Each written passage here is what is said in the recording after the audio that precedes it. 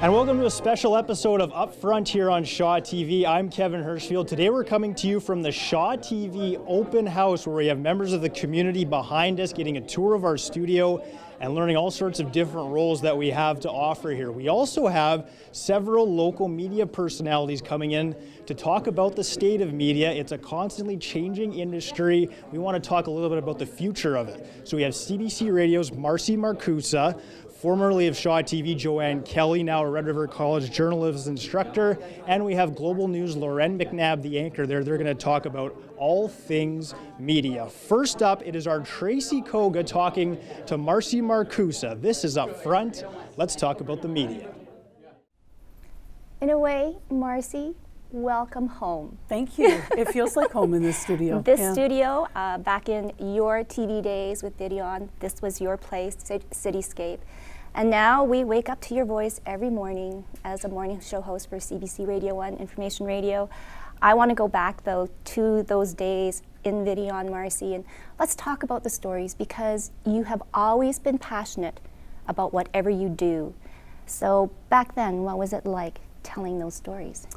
I think that back then for me, Video On for me at that time in Cityscape was my first community home in much the same way that CBC is now, actually.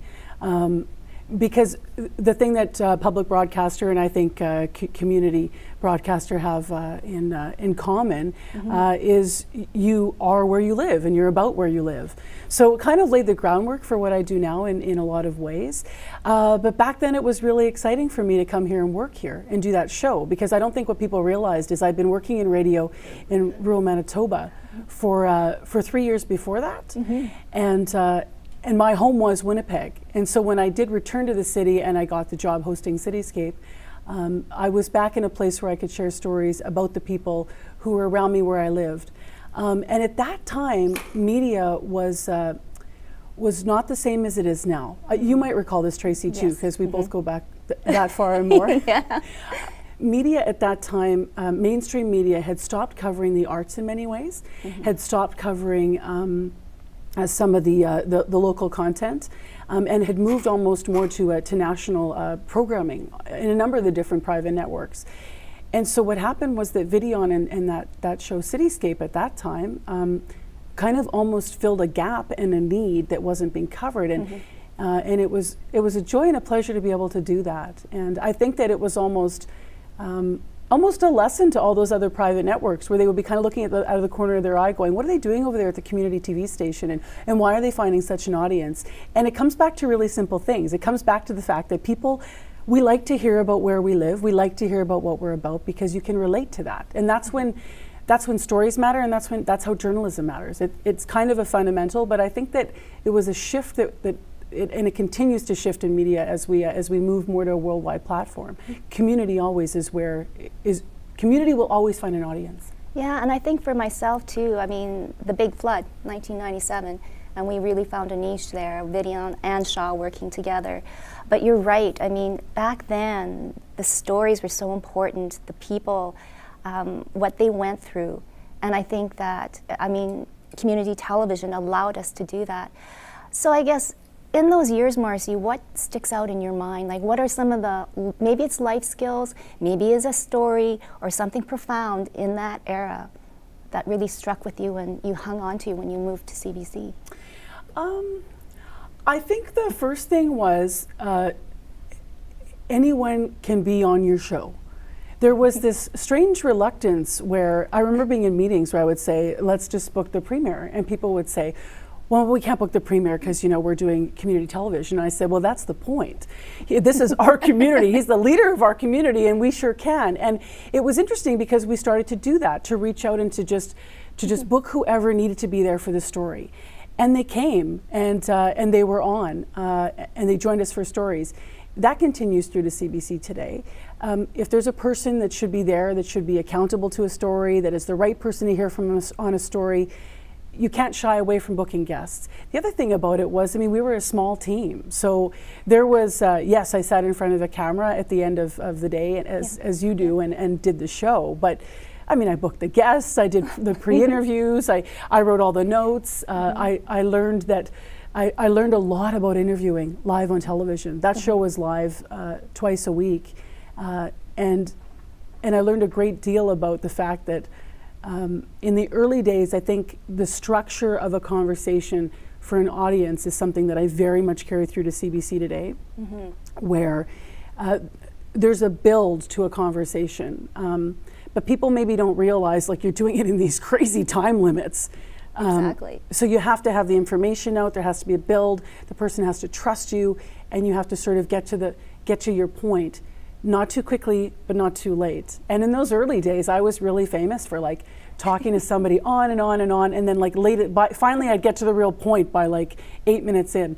On morning radio, I've lost that luxury. It's like 5 minutes, super detailed discussion, and I do a great deal of reading. And sometimes I'm in even earlier than what is my normal 5 a.m. I think I went in at 4:30 this morning for extra prep because there was a detailed story. But I think that it taught me the great makings of any story, whether you're at a network and a public broadcaster like CBC, which has a deep history of journalism and investigative teams and quality. The fundamentals are the same. It's about listening, and it's about getting it right. And that wasn't any different than when I was here. Even though the stories were a bit more fun. Yeah, I know. It was Pan Am Games time. Oh, yeah. When I was crazy. here. There was just lots of memories. And I think you hit it right on the nail, or it's listening. And I don't think we take time to listen, right? Because we're so busy thinking of the next thing, we're multitasking. So now, on your show, Marcy, what are some of the stories that you really want to go after now? Has that changed? And I'm sure it has changed since Cityscape. But now with CBC and of course a national broadcaster, what are the stories that matter to you now? So it's interesting because I've done some work sort of at the network level for CBC, but my daily work is of course at the regional level, so for Manitoba. And for a while we were trying to sort of understand what the morning show was. So when I was here at Cityscape, we knew what Cityscape was. Cityscape was, like, I think we called it your tour guide to Winnipeg. It was introducing you to different things in the city. It was going around. We kind of had an identity. We went to the morning show, and for the first few years I was there, we would be in these meetings going, how do we be everything to everyone? Because essentially the audience is Manitoba. It was a larger audience, bigger venue. How do we be a morning show? How do we be human? How do we be journalistic? We're not a newscast, yet we are a news program. We're not a talk show, yet we are a talk show. Yeah. And what we really came down to was the importance of identifying what we're there for. And it comes down to two things. What we all have in common is we live here. So when you turn on 89.3 FM in the morning on our show, it has to sound like here. It better sound like Winnipeg. It better sound like Manitoba. The other thing is, we live here because we chose to live here, so we care about living here. So every morning I think to myself, what do I care about when I look at this story? What will listeners care about? What questions do they need answered? So someone once asked me, a new journalist asked me, how do you ask tough questions? And I said, you're not asking tough questions because you want to look like you're so great at asking this tough question. If the audience wants to know and needs to know that, then you better ask it or you're not doing your job. So there's fundamentals from CBC that I think carry through. The hardest things now and the things that I seek to cover now, the news covers the what of something happening, and the morning show covers the why. And when we get into topics that are difficult to discuss, like who we are as a community, are we facing racism in Winnipeg? I mean, today in the news we had incidents of graffiti scrawled on a family's fence. How do you do that? How do you cover why that happens? So as long as the show continues to be a conversation based on facts in the news, moving forward with positive intent to make the community better, I think we're hitting our mark as CBC and hopefully every morning.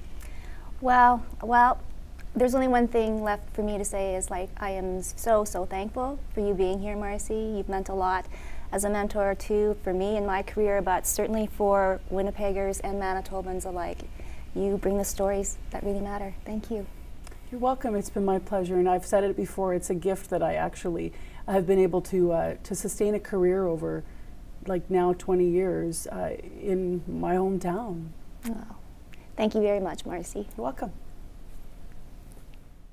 Well, Marcy talked about her time at Shaw TV. We have another Shaw TV alumni here, Joanne Kelly, joining us. She is now a journalism instructor at Red River College. She's dealing with that younger generation, those eager kids trying to get into journalism, and we're going to talk all about that myself with Joanne Kelly.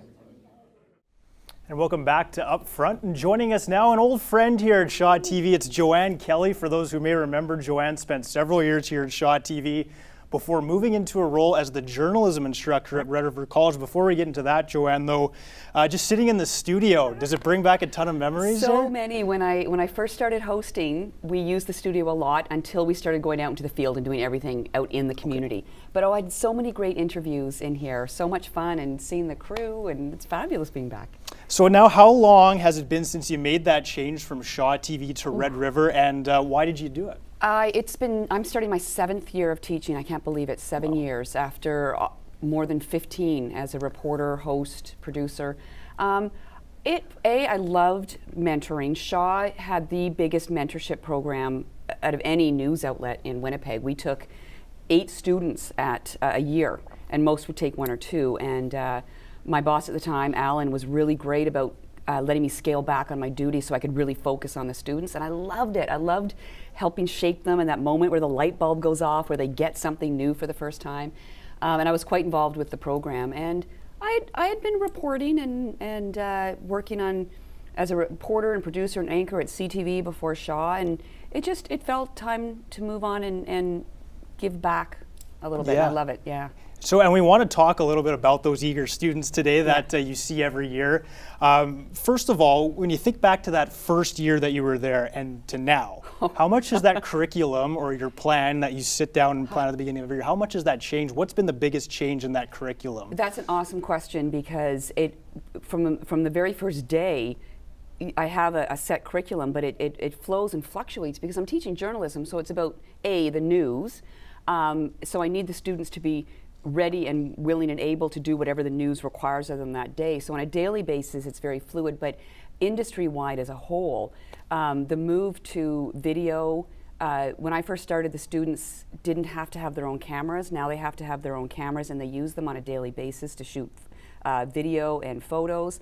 And we've moved to a much more digital media than the traditional broadcast. And we're particularly seeing that this year, but every year we build, particularly on the digital, the photography, the video skills. So I was a student in creative communications just before actually you came, so we just missed you. I remember seeing you there paths. when I would visit. There you go. One thing we did every Thursday was a live newscast called Live at 5, where the students got to take part in what would be a newscast that you would see on CTV and Global, go out and report and take part in all the different roles and stuff. You were telling me today, though, this is the first you guys are not doing the newscast. You've made some big changes here. Tell us about that and what are those changes? It's been so exciting, and I'm going to give a plug to my students right now, because the first couple of years that I was teaching, the students won Best Student Newscast in Canada against like Ryerson, the big colleges, the big universities.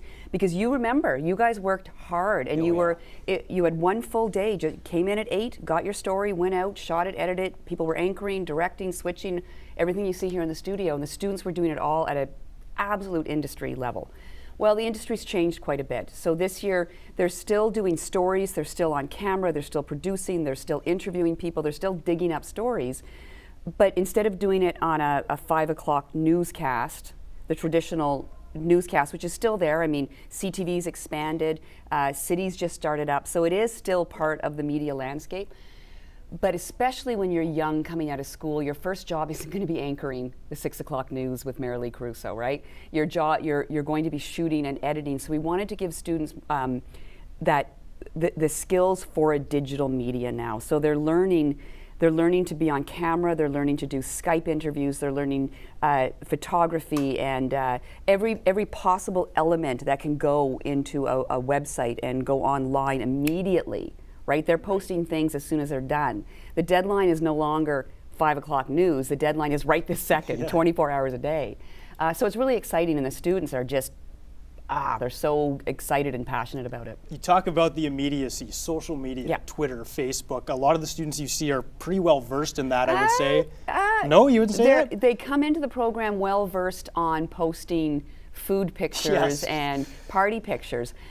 We're teaching them how to use it as a storytelling skill, and that's an entirely different a way of looking at it. And again, they are young, and they're all like, Joanne, are you on Snapchat? And all, you know, I'm learning a lot from them. But the basic skills of storytelling that CRECOM has been teaching since 1969, and that journalists have been doing for 100 years, those skills are still there, and we're still teaching the basic storytelling skills. But it can be through a tweet or an Instagram post. It doesn't necessarily have to be a minute 30 story on the evening news. CRECOM's been around since 69. 69, yeah. Did not know that, almost 50 years. Yeah. So when it comes to journalism and social media, what are the advantages that social media and journalism have? What are the disadvantages? Again, an awesome question, because the obvious advantages are huge reach, right? Instantaneous, both a pro and a con, right? Because we're getting news out instantaneously, but it does mean that you can be so excited to get it out quickly that you're not checking your facts, right? And we've seen lots of stories of that in the media. So of course we drill in our students' accuracy. They actually get a 0 on an assignment if there's, as you well remember, right? Yes. So accuracy is key, and the local media is so great at teaching the students that as well. All CTV, CBC, all of them have a 3-source rule. Like they don't tweet anything out unless they can confirm it. They don't just retweet what's being sent out there. So social media is a fabulous way to find stories. It's a fabulous way to find contacts. It's a fabulous way to keep your pulse on what's going on in your community and what people care about. But you can't let what's happening on Facebook determine what's going to lead your newscast. For sure. Right? Yeah, so for sure. That's a very good question, because there is total pros and cons to both. I imagine a lot of these students, with all the changes, you hear about stations shutting down, papers closing down, laying off staff. There has to be some uncertainty, and some scared students for sure who are saying there's no jobs out there. Why even get involved in this? Are there jobs out there though? There's so many jobs.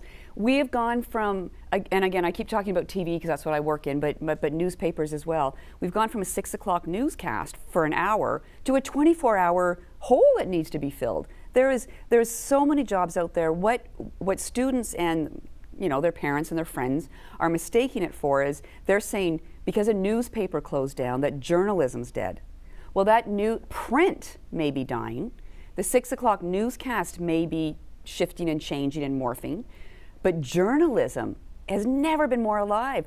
And I can't believe I'm going to say these words. I never thought I'd thank Trump for anything.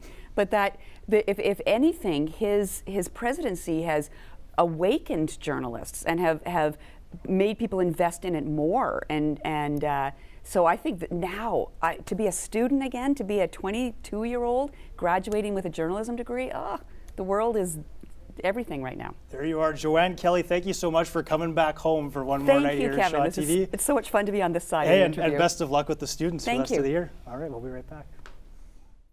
Next up on Up Front, it's one of those faces you see at the supper hour every night. Lauren McNabb, the anchor at Global News. Here she is now with Blair Malazdrewich.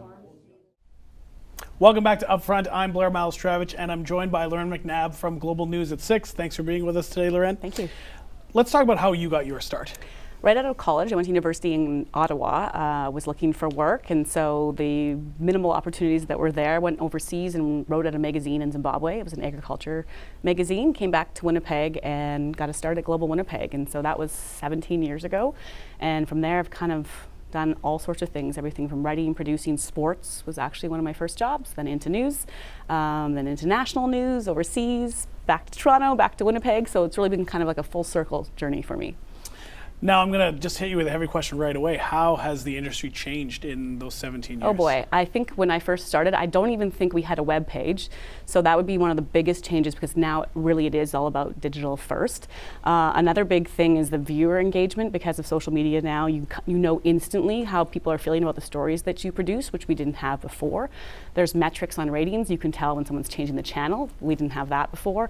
So there's been a lot of growth, in addition to the technology, how we do the news, how it's produced, how live hits are so much easier, how you can go anywhere now and literally be feeding your story from a computer in your car while the car is moving. It's been a wild ride for sure. It's insane. Even as you're saying it, I know it exists. I'm still like, really? That's possible? Even cell phones, we didn't have our own cell phone, right? So people, not for myself, but just before I got to Global, people were stopping at the payphone to phone the person that they hoped to do an interview with, because it was expensive to have cell phones then, right? So there was only like 5 in the newsroom, and we sort of shared them, and now everyone's got one, and if you didn't have one, you couldn't do the job now. Now, what's great about Global News here in Winnipeg is there's a very big local feel. Why do you think that local content is so important right now? It's really unique to me because I've also worked in newsrooms in Toronto and Ottawa, and there people are okay with national news leading their newscast, even international news at times. And Winnipeg really is very protective of its community and wants to know about it. And I actually think now more than ever before, people want to learn what's happening in their backyard and want to share what is right and wrong about what's happening. So I think local, perhaps now more than ever in my career, is key. Now, do you think, I came from a small town, you came from a small town, do you feel like that makes you more entwined with the community? I don't know. I think it certainly makes me understand the idea of knowing your neighbor more, because you really did know your neighbor. And so therefore the idea of what is happening in my backyard affected me in a small town, or what's happening down the street. And I think that translates well into a newsroom, because you have to take something that might seem small at face value and tell the whole city or the whole province why that might matter to them. So I think it can be helpful. Now, TV right now is a challenging time, is because we see a lot of different people coming to, we see Vice, which is doing a different style of story gathering. We see people just picking up their phone and creating stories, and it goes right to the web. How is TV working to either to work with that or to stay ahead? I think we have to work with that. I think we have to become part of that, or we won't stay ahead. And I think it's been challenging because the audience maybe is more fractured, it has more choices. And at the same time, I think it drives home the point of how you need to have a news source that you trust and that is trained and knows how to double check its sources, triple check, and make sure the information that's being shared is not just someone on the street, throwing up their phone and imparting information, but really goes through the sort of rigorous testing to make sure it's being told in the right way. So it's allowed for us to, I think, come ahead in that respect, because you are trusted and true. And it also means sometimes we're behind, because we're used to doing that traditional in the studio newscast, and people aren't watching television like that anymore. They're watching it on their phone. And so how do we get that to them more quickly so that they can consume it that way? Now, I find one of the things that where we are living with all this technology, as you know, we used to work together at Global, and I was a rookie when I came in and met you the first time. Big mentor of mine. Thank you for all the help that you gave me when I worked at Global. Thank you for being so fun to work with. Well, sometimes. Fun and frustrating, same line, but we had a good time. It's all the same in every place you work, I think.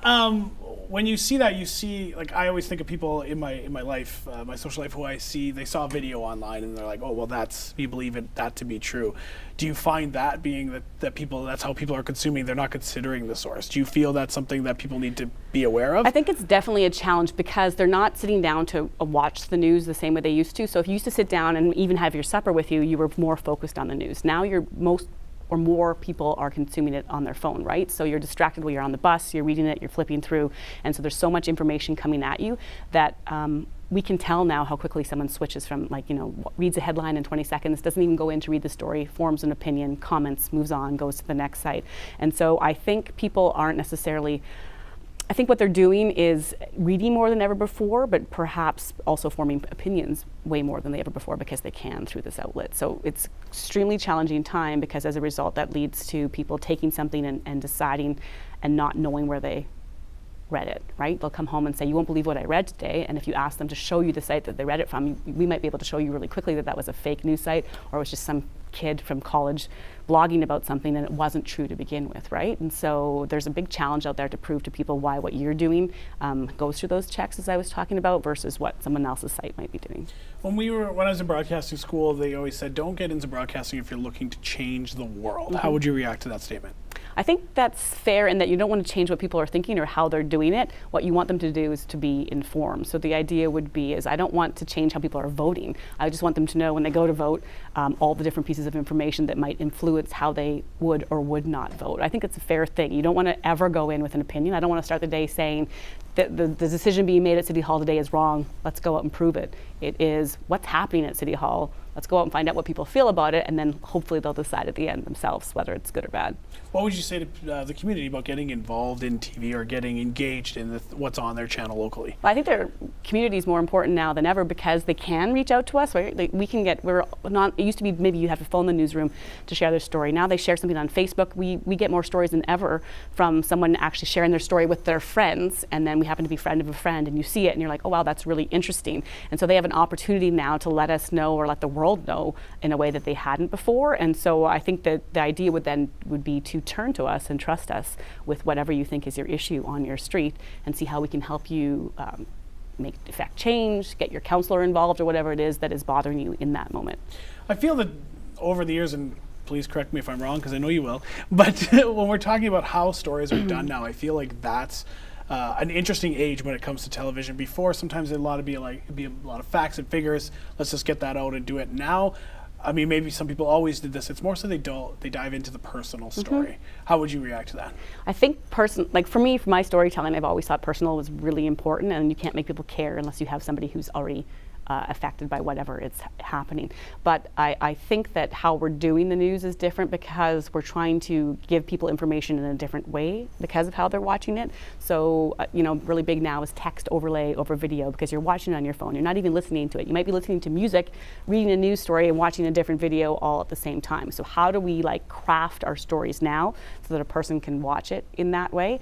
But I think that for me, and the way I try to encourage our newsroom is that there's always somebody who is impacted here. So as much as it's important to hear what Brian Pallister has to say, who is he helping or hurting or aiding along the way that needs to know why this matters to them? All right. Well, thank you very much for this tonight, Lauren. Thank you. So we want to thank you for watching this episode of Upfront. A special thanks to our guests today, Marcy Markusa, Joanne Kelly, and Lauren McNabb for discussing their viewpoints on the media. A lot of very interesting topics discussed today. There is some uncertainty, of course, in the media, but as you heard, some encouraging things as well to talk about. So we thank you so much for joining us, and we'll see you next time on Upfront.